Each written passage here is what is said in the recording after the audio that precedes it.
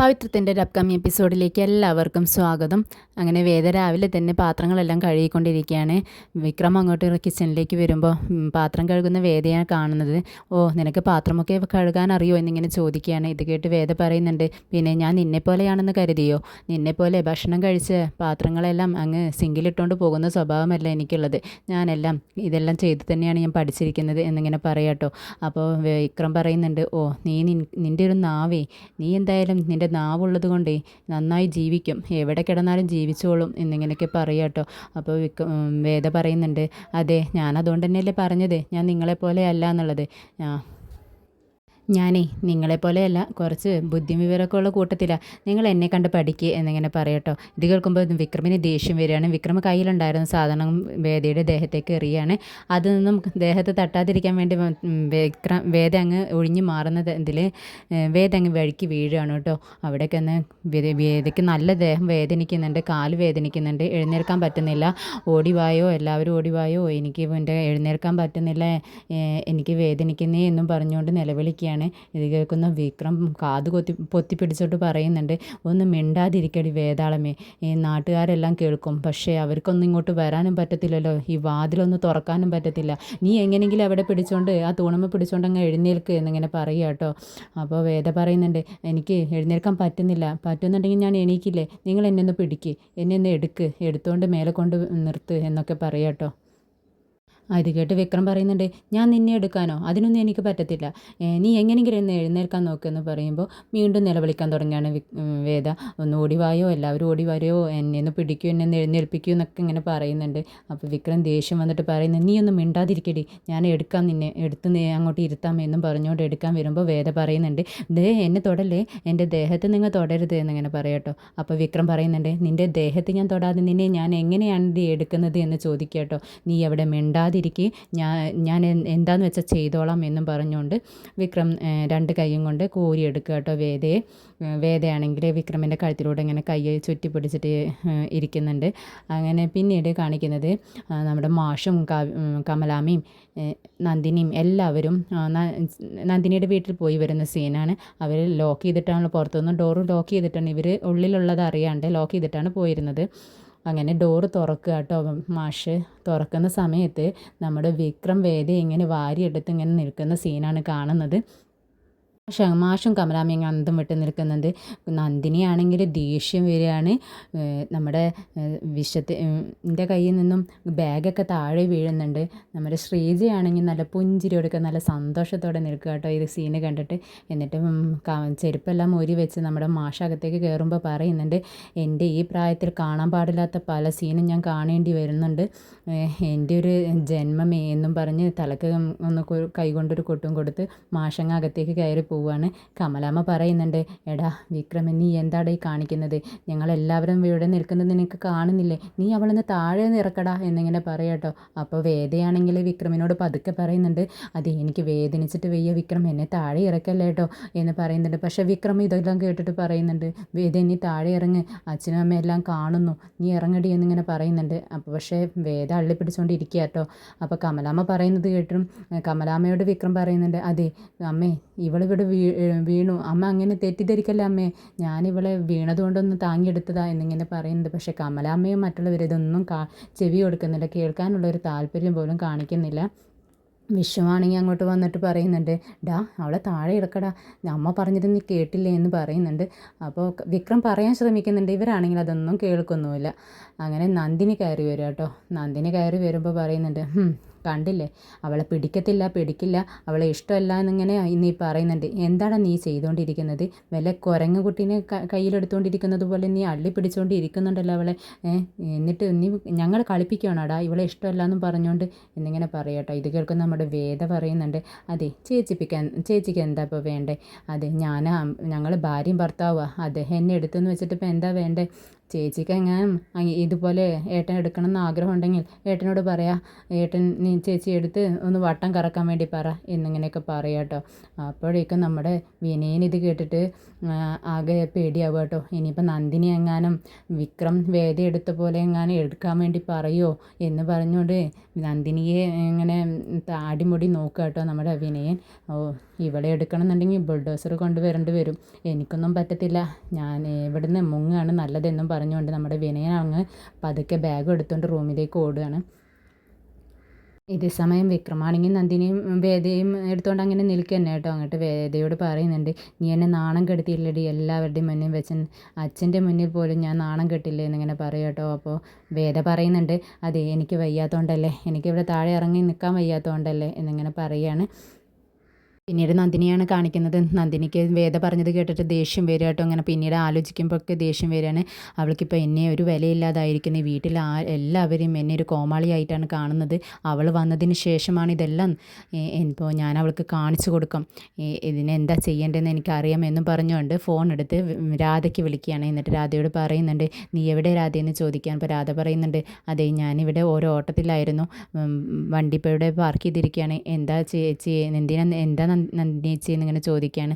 അപ്പോൾ നന്ദിനി പറയുന്നുണ്ട്, നീ എവിടെ വണ്ടി ഓടിച്ചുകൊണ്ട് നടന്നോ, ഇവിടെ എന്തൊക്കെയാണ് സംഭവിക്കുന്നതെന്ന് നിനക്ക് അറിയുന്നുണ്ടോ, നീ വല്ലതും അറിയുന്നുണ്ടോ, ഇപ്പം നിനക്ക് വിക്രമിനെ പറ്റി ഒരു ചിന്തയും ഇല്ലേ എന്ന് ചോദിക്കുകയാണ്. അപ്പോൾ രാധ പറയുന്നുണ്ട്, എനിക്ക് എപ്പോഴും വിക്രമിനെ കുറിച്ച് തന്നെയാണ് ചിന്ത, ചേച്ചി എന്താ ഇങ്ങനെയൊക്കെ പറയുന്നതെന്ന് ചോദിക്കുകയാണ്. അപ്പോൾ നന്ദിനി പറയുന്നുണ്ട്, ഞാൻ എൻ്റെ വീട്ടിലേക്ക് പോയിരിക്കുകയായിരുന്നു, ഞങ്ങൾ ആരും തന്നെ ഈ വീട്ടിലുണ്ടായിരുന്നില്ല, ഞങ്ങളെല്ലാവരും ഒരു ഫംഗ്ഷൻ ഉണ്ടായിരുന്നു എൻ്റെ വീട്ടിൽ, അതിനു വേണ്ടി പോയതാണ്. തിരിച്ച് വന്നപ്പോഴുണ്ടല്ലോ ഞങ്ങൾ വീട് പൂട്ടിയാണ് ഇവരകത്തുണ്ടായിരുന്ന വിവരം അറിയാതെ വീട് പുറത്തുനിന്ന് പൂട്ടിയിട്ടാണ് ഞങ്ങൾ പോയിട്ടുണ്ടായിരുന്നത്.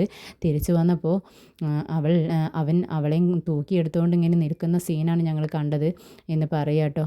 അപ്പോൾ രാധയ്ക്ക് ആകെ സങ്കടമാവുകയാണ്. രാധ ചോദിക്കുന്നുണ്ട്, എന്താ ചേച്ചി ഇങ്ങനെയൊക്കെ പറയുന്നത്, വിക്രമല്ലേ പറഞ്ഞത്, എൻ്റെ അടുത്ത് പറഞ്ഞിട്ടുണ്ടായിരുന്നല്ലോ വേദയെ അവനിക്ക് ഇഷ്ടമല്ല, താലി പിരിക്ക ചടങ്ങിന് അന്ന് ഞാൻ പോവാതിരുന്നത് അവളെ ഇഷ്ടമല്ലാത്തതുകൊണ്ടാണ്, അവളുടെ കഴുത്തിൽ താലി കെട്ടാൻ എനിക്ക് ഇഷ്ടമല്ല എന്നൊക്കെ എന്നോട് പറഞ്ഞതാണല്ലോ, പിന്നെ എന്താ ചേച്ചി ഇങ്ങനെയൊക്കെ പറയുന്നതെന്ന് ചോദിക്കുകയാണ്. അപ്പോൾ നന്ദിനി പറയുന്നുണ്ട്, നീ അവൻ പറയുന്നതൊക്കെ എല്ലാം വിശ്വസിച്ചുകൊണ്ട് അവിടെ ഇരുന്നോ, ഞങ്ങളോടും ഇതൊക്കെ തന്നെ അവൻ പറയുന്നത്, പക്ഷേ അവൻ പറയുന്നതൊന്നും ചെയ്യുന്നത് വേറൊന്നുമാണ്. ഇപ്പോൾ ഞങ്ങളെല്ലാവരും ഞങ്ങളുടെ കണ്ണുകൊണ്ട് കണ്ടതാ, അവളെയും തൂക്കി പിടിച്ചുകൊണ്ട് അവൾ അങ്ങനെ ഹാളിൽ അങ്ങനെ കറങ്ങിക്കൊണ്ടിരിക്കുകയല്ലേ, എന്തൊക്കെ സംഭവിച്ചിട്ടുണ്ടെന്ന് ആർക്കറിയാം എന്നിങ്ങനെ പറയുക കേട്ടോ. അപ്പോൾ നന്ദിനി രാധ പറയുന്നുണ്ട്, ശരി ചേച്ചി, ഞാൻ എന്തായാലും വിക്രമിൻ്റെ അടുത്തൊന്ന് ചോദിക്കട്ടെ എന്ന് പറയാം കേട്ടോ. അങ്ങനെ ഫോൺ കട്ടാക്കിയിട്ട് നന്ദിനി പറയുന്നുണ്ട്, എനിക്ക് ഇപ്പോഴാണൊന്ന് സമാധാനമായത്, ഇനി രാധ എന്താണെന്ന് വെച്ചാൽ ചെയ്തോളും എന്നിങ്ങനെ പറയുകയാണ്. പിന്നീട് വിക്രം വർക്ക്ഷോപ്പിൽ ഫ്രണ്ട്സിൻ്റെ അടുത്തേക്ക് ചെല്ലുന്നതാണ് കാണിക്കുന്നത്. രാജേട്ടൻ വിക്രമിനെ കണ്ട ഉടനെ തന്നെ ചോദിക്കുന്നുണ്ട്, വിക്രം ഞാൻ നിൻ്റെ വീട്ടിൽ ബൈക്കും കൊണ്ട് വന്നിരുന്നു, അപ്പോൾ ഡോറെല്ലാം പൂട്ടിക്കിടക്കുന്നുണ്ടായിരുന്നു, എന്ത് പറ്റി, നീ എവിടെ പോയിരുന്നതാ, ഞാൻ എത്ര നിന്നെ വിളിച്ചു, നിൻ്റെ ഫോണാണെങ്കിൽ സ്വിച്ച് ഓഫ്, നീ ഫോൺ സ്വിച്ച് ഓഫ് ചെയ്തിട്ട് എന്ത് ചെയ്യുമായിരുന്നു, എവിടെ പോയിരുന്നു എന്നൊക്കെ ചോദിക്കട്ടോ. അനിയൻകുട്ടനും എല്ലാവരും ഉണ്ട്. അപ്പോൾ ഇങ്ങനെ പറയുന്നുണ്ട് വിക്രം, അതെ പിന്നെ ഞാൻ എൻ്റെ ഒരു ഫ്രണ്ടിനെ കാണാൻ വേണ്ടി പോയതാ, അതിനിപ്പോൾ എന്താ പ്രശ്നം എന്ന് ചോദിക്കുകയാണ്. അപ്പോൾ അനിയൻകുട്ടൻ ചോദിക്കുന്നുണ്ട്, നിനക്ക് ഞങ്ങളറിയാത്തൊരു ഫ്രണ്ടോ, ഞങ്ങളറിയാതെ വേറെ ഏതൊരു ഫ്രണ്ടിൻ്റെ അടുത്താണ് നീ പോയെന്ന് ചോദിക്കുകയാണ്. അപ്പോൾ വിക്രം പറയുന്നുണ്ട്, നിങ്ങളോട് ഇതെല്ലാം പറഞ്ഞിട്ട് എന്താ കാര്യം, നീയേ വേഗം പോയി ഒരു ചായ എനിക്ക് മേടിച്ചുകൊണ്ട് പോവാ എന്നിങ്ങനെ പറയാണ്. അപ്പോഴേക്കും അങ്ങോട്ടേക്ക് രാധ വരിക കേട്ടോ. രാധ ദേഷ്യത്തിലാണ് വരുന്നത്.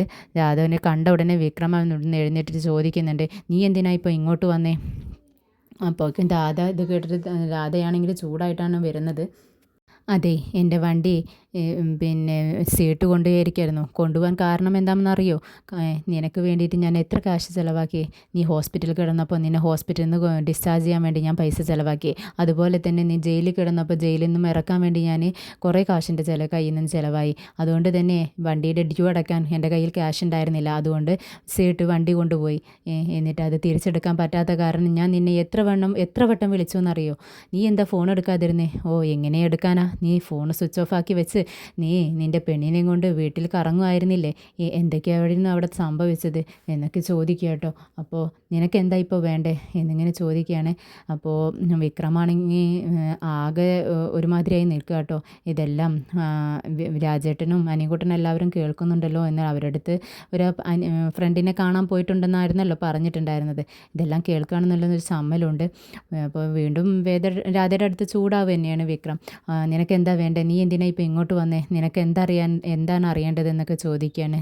അപ്പോൾ രാധ കൈകൂപ്പി പറയുന്നുണ്ട്, അതെ എനിക്കൊന്നും അറിയണ്ട, നീ എന്തിനാ അവളെ ഇഷ്ടമല്ല നീ ഇപ്പോൾ ഞാൻ ചോദിച്ചാലും പറയും ഞാൻ അവളെ ഇഷ്ടമല്ല, ഞാൻ അവളെ കല്യാണം കഴിച്ചിട്ടില്ല എന്നിങ്ങനെയൊക്കെ പറയും. പിന്നെ എന്തിനാ നീ അവളെ കൊണ്ട് കറങ്ങുന്നത്, ഇങ്ങനെ വീട്ടിൽ ആളില്ലാത്ത സമയത്ത് അവളെ എടുത്തുകൊണ്ട് നടക്കുകയായിരുന്നു നീ എന്നൊക്കെയാണല്ലോ ഞാൻ അറിഞ്ഞത് എന്നൊക്കെ ചോദിക്കുക കേട്ടോ.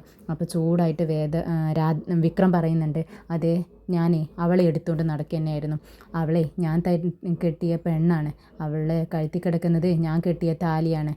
ഒരു ഭാര്യയും ഭർത്താവും എങ്ങനെയായിരുന്നാലും എന്താ, എവിടെ ഇരുന്നാലെന്താ, എവിടെ കിടന്നാലെന്താ, അവളെ ഞാൻ കെട്ടിപ്പിടിച്ചിരുന്നുവെന്ന് വെച്ചാലും നിനക്കെന്താ എന്നിങ്ങനെ ഇറങ്ങിപ്പോടി ഇവിടുന്ന് എന്ന് പറയാം കേട്ടോ രാധയോട്. ഇപ്പം വിക്രമി പറയുന്നതൊക്കെ കേട്ട് രാധയാണെങ്കിൽ കണ്ണും തള്ളി ഇങ്ങനെ കണ്ണിന്ന് പെറുപുറെ വെള്ളം ഇങ്ങനെ ചാടുന്നുണ്ട്. അങ്ങനെ നിൽക്കുക കേട്ടോ. ഇത് കണ്ടിട്ട് വിക്രം വീണ്ടും പറയുന്നുണ്ട്, അതെ നിനക്കിപ്പോൾ എന്താ വേണ്ടത്, എനിക്ക് വേണ്ടി ചിലവഴിച്ച പണമാണോ നിനക്ക് വേണ്ടത് എന്നും പറഞ്ഞുകൊണ്ട് വിക്രം വേഗം പോക്കറ്റിൽ നിന്നും ക്യാഷ് എടുത്തുകൊണ്ട് രാധയ്ക്ക് കൊടുക്കുകയാണ്. അപ്പോൾ രാധ പറയുന്നുണ്ട്, ഒരു തുപ്പ് അങ്ങ് തുപ്പ് കേട്ടോ പോകത്തേക്ക്. എന്നിട്ട് പറയുന്നുണ്ട്, നിൻ്റെ കാശ് എനിക്ക് വേണ്ട, അത് എൻ്റെ കാലിൽ കിടക്കുന്ന ചെരുപ്പിന് പോലും വില കൽപ്പിക്കുന്നില്ല ഞാൻ. നീ എനിക്ക് ക്യാഷ് തന്നുവല്ലേ, ഞാൻ നിനക്ക് ക്യാഷിന് വേണ്ടി തിരിച്ചു തരാൻ വേണ്ടിയിട്ടില്ല നിനക്ക് ഇങ്ങനെയൊക്കെ ചെയ്തത്. പിന്നെ എനിക്ക് ചിലവായിട്ടുള്ള കാശ് ഞാൻ അതെങ്ങനെയെങ്കിലും തിരിച്ചടക്കും, അതറിയോ നിനക്ക്. പിന്നെ നീ എന്തായാലും എന്നോട് ഇത് ചെയ്യേണ്ടതായിരുന്നു. ഞാൻ എത്ര കാലം 10 വർഷത്തോളം നിന്നെ ഞാൻ മനസ്സിലിട്ടുകൊണ്ട് നടന്നു. പക്ഷേ നീ ഒരു പുല്ല് വില പോലെ അതിനെ കൽപ്പിക്കുന്നില്ല.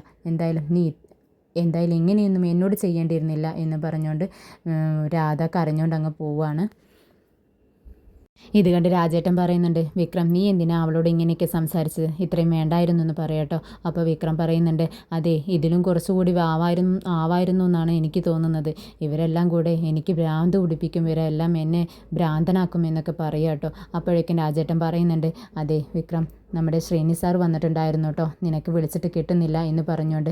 എന്നിട്ടാണ് ഞാൻ നിൻ്റെ വീട്ടിൽ വന്ന് നിന്നെ അന്വേഷിക്കാൻ വേണ്ടി വന്നത്. പക്ഷേ പൂട്ടിക്കിടക്കുന്നത് കാരണം ഞാൻ ഇങ്ങ് പോന്നു. അകത്ത് നീയുള്ള വിവരം എനിക്കറിയില്ലായിരുന്നല്ലോ എന്ന് പറയുക കേട്ടോ. അപ്പോൾ വിക്രം പറയുന്നുണ്ട്, ആണോ, വല്ലാത്ത കഷ്ടമായി പോയല്ലോ, ഇനി ഞാൻ എന്താ ചെയ്യുക, എന്തായാലും സാറിനെ ഞാൻ കണ്ടോളാം. എന്തായാലും ഈ പെണ്ണുങ്ങളുണ്ടല്ലോ, ഇവർ കാരണം ഞാൻ കഷ്ടത്തിലാവുമെന്നാണ് തോന്നുന്നത് എന്നിങ്ങനെ പറഞ്ഞ് ഇരിക്കുകയാണ് നമ്മുടെ വിക്രം.